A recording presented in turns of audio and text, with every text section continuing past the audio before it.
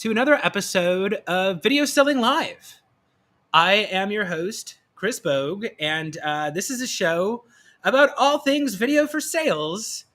And today we have a special guest, our first ever guest star on Video Selling Live. Everybody give it up to Will Aitken. Will, welcome to the show. What's up, Chris? Happy Monday to you and everyone else in the audience who's decided to join us two nutters this morning. Hopefully there's going to be a ton of value in here on how people can get more of their videos opened and watched. Yeah, so very happy to have you here. If anybody doesn't know, Will is the head of social media over at Lavender. It is an email writing tool that helps you write better, more strategic emails. And today we are going deep on email strategy for video. So this is Video Selling Live. It is hosted by SendSpark. But if you're not a SendSpark user, that's fine too. Maybe you use a different video program. Maybe you're just getting started with video and you're just using your phone. This is a show all about simple techniques you can use to get on video and reach the people you need to reach for sales. So before we kick the episode off, go ahead and if anybody wants to follow SendSpark on LinkedIn, go ahead and scan the QR code right here. That is the easiest way to make sure that you never miss an episode. We do this every 2 weeks. Go ahead. No, he knows too. And now we've got Lavender up here too, so you can also follow Lavender. Oh, we're double dipping on the logos. Yeah, well, I mean, you're a special guest, so we get to have that here. And then also, I'm a coach. If you don't know me, my name is Chris Bogue. I coach people to make mercifully short video content. I'm the creator of the Complete Guide to Selling on Video. I am an absolute addict when it comes to video for sales. And I want to hear from you today. So if you are watching this live, whether it's on YouTube or LinkedIn, go ahead and drop a comment. We are going to be answering all your questions about video and sales and email. And most importantly, if you don't comment, we don't know that you're here. So go ahead, say hi, let us know where you're posting from. We're going to try to answer as many questions from the audience as we can throughout the show. And all our commenters are entering to win a $50 Amazon gift card today. So drop a comment in there, join in on the show.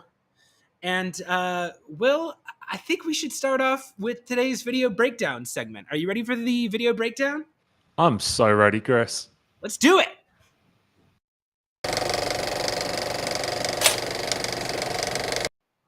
Okay, so this is the video breakdown segment. This is the part of the show where we analyze video from real sellers, real people who are out there setting meetings, SDRs, AEs. And today we've actually got a special edition of the video breakdown. So normally we are watching the actual prospecting videos and giving perspective on how they could be made. But because we've got the email master here today, we're going to go ahead and we are going to analyze the email copy that was submitted to us from a real salesperson. So today's submission comes from Megan from HubSpot. And let's take a look at what Megan wrote along with her video. Okay, I'm going to read this out real quick. Happy Monday. Judy, I'm following up on a note from my colleague Katie, whom you spoke with a year ago regarding your marketing efforts at Century 21. Click to play for a quick intro and even quicker question. And then we've got the thumbnail, the link, and that title of the video there. Website thoughts for Century 21, hyperlink to the video as well. Would you say you're all set in that arena, or is there room for improvement? Question mark. Best, Megan. Awesome. And I do feel... I'll show the response in here too, just because anybody who does sales knows what you want to do is you want to engage the other person in a conversation.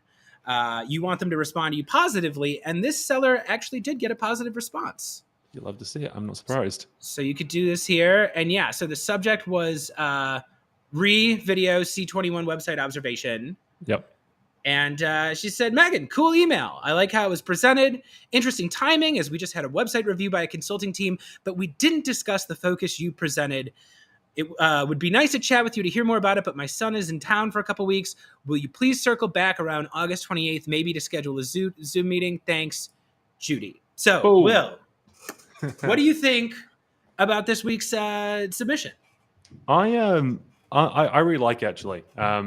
Now, there are always going to be a couple of rooms for improvements, but obviously this did got the result they were looking for. It got the response, got the interest, and it didn't look like the most important thing is with any email, whether it includes a video or not, is that it didn't look like every other video that Judy was probably, sorry, every other email that Judy was probably receiving, both because of the copy and the inclusion of a video in that email as well. So yeah, I really like that.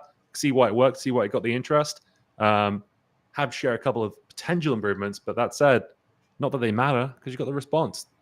Yeah, this is something that's very important to the audience. Something I tell everybody who submits to our competition. Are we going to give you our best practices and our insights from the data? Yes. Are there instances where you'll completely ignore what Will and I say and still get a meeting? Yes. The most successful video is the one that works. And more important than anything we're saying here is the fact that you get on video in the first place. Showing up, being curious, being insightful, you'll notice that what that response said was Megan did a particularly good job here zeroing in on something that was important to the recipient that was not covered by another consultant. And ultimately, I think that's why she got the positive response. But Will, I am curious here. What do you think she could have done potentially to make this an even more effective email? Yeah, I would say that Megan didn't do what I would say not as badly as what I see most people do in the potential email that goes alongside the video. So this is probably the biggest question I get asked when people talk about video prospecting. What should I put in the email when I send the video alongside it? And I think the mistakes that people make, and that Megan didn't make today, is that they give away too much in the body of the email, which removes the need for the recipient to even watch the video. So what I see is a lot of people when they reach out to someone and say a video, they write a whole ass cold email, and then they're like, and here's a video. And almost they spoil the video. They remove all need to watch the video because they've outlined everything. They've kind of like, spoiler alert, this is what the video is about. This is the question I'm going to ask you, yada, yada. I think a good email that goes alongside a video isn't trying to do anything but get someone to watch the video. The video is the star of the show here because you put all that effort into recording a great video. Ideally, you've followed all the tips that Chris and the team give away on how to record a good video. Why spoil it by basically negating the need for the prospect to even go ahead and watch the thing? So I think Megan could have potentially, if there was a little bit more there, given away so much that Judy wouldn't have felt the need to actually click on that video because she would have felt like she could have walked away and kind of said, oh, it's a sales email. I get the idea. I know what this is about. I don't really need to go and watch a 30-second video. Or, you know, it could be up to like some cases, some videos are way too long, right? You've probably spoken about this a lot. But I don't think she did do that. But I think if one more sentence could have potentially removed the need for Judy to watch that video out of it. And that's the danger I think you run into when you do the email. Yeah, I would say if you wanted to tighten this message up even further, like for example, oh wait, I just had it on the screen for a second. So like this is good, but even like, you know, quick intro and quicker question, using the word quick question in like the subject line, you know, you might have been able to only say that once and get the same point across, or you might not have even had said it at all. You know, oftentimes if you're using like SendSpark or some of the other like programs out there, like they can physically see how long the video is already. Again, this was a successful video, so I don't want to sit here and like critique it because like obviously it worked, so it was good. But I do know sometimes buyers will see subject line quick question and be like, uh-oh, that's a sales email, and like it might give some other recipients the heebie-jeebies. Yeah, a lot of people do go, oh, well, the subject line quick questions work for me. But generally on data, we do see that one does underperform in comparison because oftentimes, or sometimes it gets the open, but then like someone opens it and sees it's not important and then clicks away. The good thing about this email is it's super short. I think that the danger when we do an email like this is the fact that there's almost two CTAs in this email. One is watch my video, and the second one is the question that's asked below the video. And what that can sometimes do when you ask multiple questions or tell someone to do a couple of things in an email, click the video and answer my question or reply, this is interesting, is you can overwhelm someone. And at which point they're not going to, they kind of analysis paralysis. Okay, I don't know what to do with this, so I'm just going to put it aside. I find the best emails that include a video, the entire CTA of the email isn't reply to my email, it's watch my video. And then in the video, you can then give them a secondary CTA because they're kind of moving down at that point.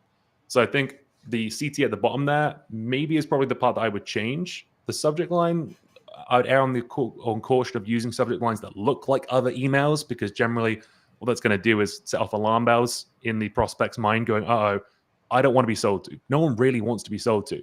So when they see things like quick question and those other kind of typically very sales and marketing adjacent subjects, it can sometimes put up walls. In this case, it didn't. And of course, there are always going to be exceptions to those rules.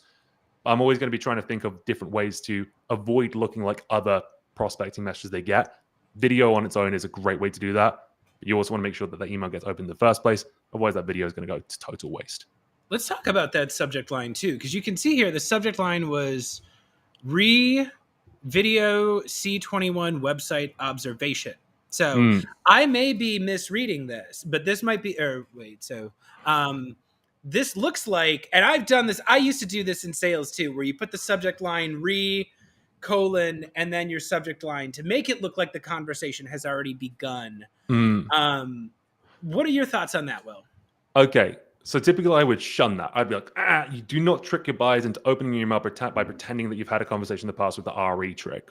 It gets opened, but it actually annoys people, causes them to report your email as spam. That leads to a whole other myriad of issues, brand damage, deliverability issues. Now, with that said, in this email, Megan does reference that a previous conversation had happened. Although it be a year ago, she's still referencing a past conversation, which is what RE means, referencing. So I don't think she's being deceptive there. This is actually probably one of the cases where I'd say using RE when it's not already a response to a prior conversation would be acceptable. Now, if you'd sent this to someone using the RE and there hadn't been a previous conversation with one of your colleagues from a year ago, at that point you're in the world of almost deceiving someone to open your email, which is a horrible way. Obviously, we know this, to start a client relationship, especially as sales, especially when we've already got this reputation about being lying, deceiving dirtbags. We don't want to be doing that. I think Megan gets away with a pass on this one because she references a past conversation, and that's what the RE means, referencing website conversation from a year ago. Yeah, I think that's what Megan did very effectively here. Yeah. I think oftentimes salespeople get they get burned by rejection. I've been talking to a lot of sales leaders who their reps will send very creative prospecting videos. If you ask me, maybe a little too creative. Takes a little bit too much time. And then when it doesn't get responded to, they assume, oh, they didn't respond to my email, they must hate me.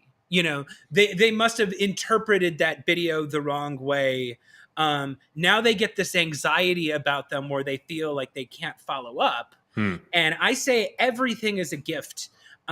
Even a past rejection, a past conversation, a past email that didn't get responded to, that's just context. And I think Megan did a really good job that was an unsuccessful meeting she was referencing with another rep at the company. Exactly.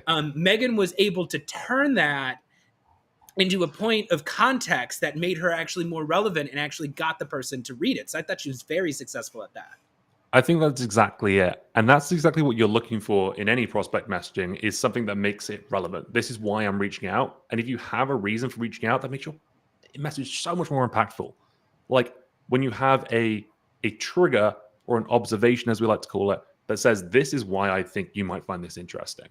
So when I think about sending videos, I normally think about sending them as a follow-up item. There's a couple of reasons for that. A couple of which are deliverability, but the second one is generally in my sequences when I'm using video, if I don't have to record a video, and this sounds bad, if I can call someone or email them and get a response without having to record them a video, then that's actually a win for me.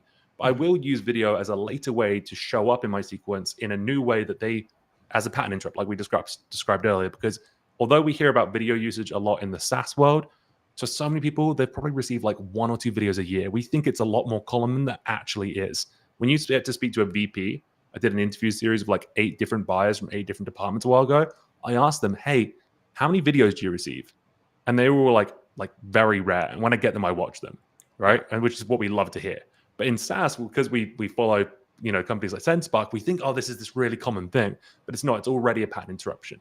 But if we want to get people to watch those videos, then we still need to make sure that we're being relevant. And so I'm going to use it a little bit later in my sequence. I'm going to send an email. I'm going to make a cold call. I'm going to leave a voicemail. I might connect them on LinkedIn. And then I might send my video as a follow-up to my initial email. And in that email, this is exactly what I'm going to do. I'm going to write one line. And it's just going to say, hey, made a video regarding, and then trigger, observation, relevance.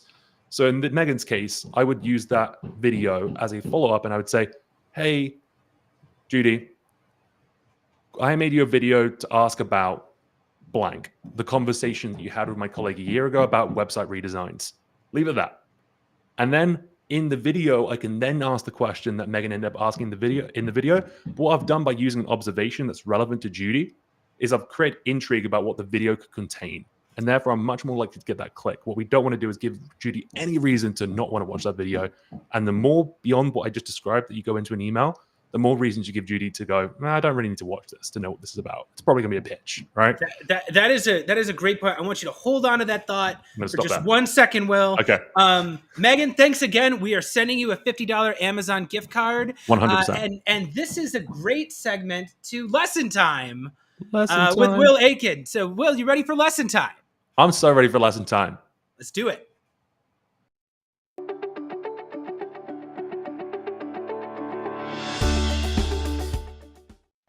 Okay, so this is the part of the show. You can dance if you want to. You can leave your friends behind. I hope I don't look like that teacher. He was an angry dude there. No, that's what I look like as soon as the camera turns off. I am much angrier and you older. blew it, Will. Yeah, Aitken. No, so this is the point. So this is the whole reason why Will is here today, because Lavender is really good about, like, you're just using data. You're using data in order to coach sellers on how to better do this. So yeah, I just basically want you to continue on to your thoughts here. I saw a great question that you started kind of getting on here, but Timothy's asking here, when you send an email with a video clip, how do you get around the spam filter? And it sounds like part of that is creating a little bit of context, having some touch points earlier in there. But yeah, how do you make sure that these videos are actually going to get to your buyer and that they're not going to get marked as spam? Yeah. So the spam, got a great video on this. I'd drop it if I had it ready, but I don't. So, DM me if you want me to send you some tips on how to stay out the spam filter, because there's a million different ways about it. But what you want to make sure you're doing is as long as that first email, and this is why I reserve video for a follow-up a lot of the time as well, as long as that first email that you send has landed in the prospect's primary inbox, not the spam folder or promotional inbox in Gmail or Outlook, then generally any follow-up emails you send have been kind of whitelisted at that point in the same thread, which is when I then start including thumbnails and links, aka videos, right? In that first email, however, to improve the deliverability of that, I'm just going to try and avoid using spam trigger words. I'm going to avoid using too many links and those types of things. As long as that first email gets delivered, that second email is much more likely to come through, regardless if it includes a link, an attachment, an image. What's a spam trigger word? A spam trigger word. So think about this, like, what Gmail and Outlook don't want their users to have is a really bad experience where they're getting hit by scams and spams and whatnot. So a lot of times they're kind of screening these emails for words that would suggest something that's unimportant or even dangerous in some cases. So think about the types of emails that you get from spammers. They're going to be like, do you want to make 10 times your income while working from home? So whenever you reference money, working from home, careers, there's a huge list. HubSpot's probably got the most extensive one, although we've got a bit into our product that will help you highlight when you've used spam trigger words. HubSpot's got a list of like 600 words that you just want to try and avoid. Using one of these words isn't going to guarantee your email is going to get sent to spam. There's a lot of context to where you use the word in the email and how you use it. But generally, references to money, cash, winning something, competitions, and working from home, all these things that often are kind of adjacent to being scammed by people, essentially. Yeah, I find so that's all like super useful, I think, for users to think about, because again, it's like the whole point is to get them to watch the video. If you don't land in the primary inbox in the first place, it's going to be hard to get through. Something Will was touching on that I also like to do too is I like to just take the words out of my buyer's mouth. And I like my jokes. Will's a funny guy too. He likes the jokes. But I always say I am more likely to reference a joke that my prospect made instead of a joke that I made. If they said something during an interview or on social media or something that stuck out to me, like their words are the thing that they type and say all the time. It sounds like them. It doesn't sound like, again, go through your own spam filter if you want to check this out at home. If you really want some motivation for how to not write a subject line, how to not write body copy, you can just go straight into Gmail and look at like what is Gmail automatically removing as spam for you. But yeah, I think that's really important. And again, I love your point about how like, hey, the video is the star of the show. Referencing, hey, I wanted to ask you about this. I know this is a point of relevance to you. And I think the example we watched earlier, Megan did a pretty good job to it. Like she asked a question, but she asked a question that would only make sense if you watched the video. Exactly. That was the other thing I was going to call out. The question didn't spoil the video as such. It actually gave another reason why you might want to watch that video, because without that, you wouldn't be able to answer that question. Yeah, and you can always follow up with that too. Again, it's like when you send your file. Actually, maybe do you have some data or some thoughts on? So, Will, you sent a video, right? It's touch point number 2, lands in the primary inbox. It's short, it's personalized, but they didn't watch it. What kind of follow up would you send after that? And how long would you wait before sending? Yeah. So, I mean, you're asking like a deeper sequence question, and I think that's great. I think in my mind, and the way I've described this in the past when I'm thinking about follow up and sequencing and using multiple channels, which includes video, email, social, cold calling, because a great seller will mix all of those things together to give themselves the best chance of standing out. I think when something doesn't work, we don't necessarily have to reference back to like the fact it didn't work. Like the buyer knows it didn't work. They know they didn't click on it. So oftentimes when we start doing follow-ups, which are like thoughts, or did you have a chance to see my last email, or did you listen to my voicemail, or did you watch my video? I think sometimes we can get in the zone of resistance with sellers, where we're just kind of bumping. Bumping's a really bad place to be when following up with someone, because you're no longer adding any new information or value to the prospect. So if your video doesn't get watched, I don't recommend saying any thoughts on my last video, because those are oftentimes the things that people go, oh, this person again. Instead, I'd just switch gears again. Maybe send a piece of content. So far you've sent a cold email, didn't work. You've probably made a couple of cold calls and some DMs or some social engagement on the side. You sent a video that didn't work. What are you going to do in the third one? Are you going to do one of those first 2 things that didn't work? Or are you going to change up again? So then I might actually then just send a piece of content. I might be like, hey, based on the fact you had a conversation with my colleague, given Megan's example a year ago, and these things were mentioned, I thought this report on website best practice might be interesting to you. And then I'm doing deposits and I'm switching gears again. I'm just trying lots of different combinations to basically try and find something that the prospect actually likes and is going to be receptive of. I think when we get in the business of like just going like bumping this top of your inbox or circling back or following up or did you have any thoughts, that's where we should probably actually, if we've got nothing new to say or or can't say it in a new way, that's where we might need to think about, okay, do we actually have a really good reason for reaching out to this person in the first place? That is an excellent point. I really enjoy that. And looks like we're getting to the end here. So, Will, I think it's time to move to this week's sales challenge. Are you ready for it? So ready. Let's go. Let's do it. All right. So this week's sales challenge, we're talking all about email. This week's challenge is sending a customized thumbnail as part of your email for videos. So, Will, I know this is something you do. I know you've seen some interesting observations about thumbnails. What kind of tips can you give the viewers here about how to create an effective personalized thumbnail? Yeah. So when I think about thumbnails, they're probably just as important as the email body itself, which is why I was really keen to talk about this as part of the show. Because what we want is to show them something that's going to build more intrigue. So a lot of the times what you see in thumbnails, back in the day, you used to have like the name with the whiteboard and the wave. That was like the cliche one. But then we moved on from that. And what we're trying to do is show that this is something about them that's relevant to them that makes them go, what is this? And ideally something that they haven't seen before. So I actually use a lot of my marketing kind of techniques of how I do my YouTube videos and apply those to my sales outreach as well.